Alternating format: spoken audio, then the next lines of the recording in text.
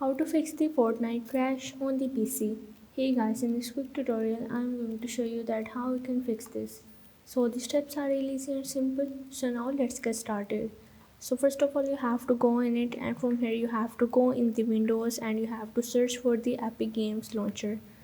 Now you have to click on this run as administrator icon, and once you are in Epic Games, from here you have to search for the Fortnite. Now basically here is the three doors, so you just have to click on it. Now from there you have to go in the manage and you have to verify your Fortnite.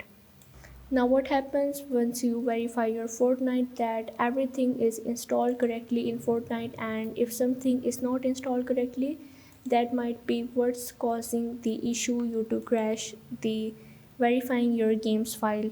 Now basically it probably fix crashing your Fortnite. So if you are still having the problem, so you just have to restart your PC and you are able to fix the Fortnite crash on the PC. So if this video helped you out, make sure to like and subscribe the channel, and see you in the next video.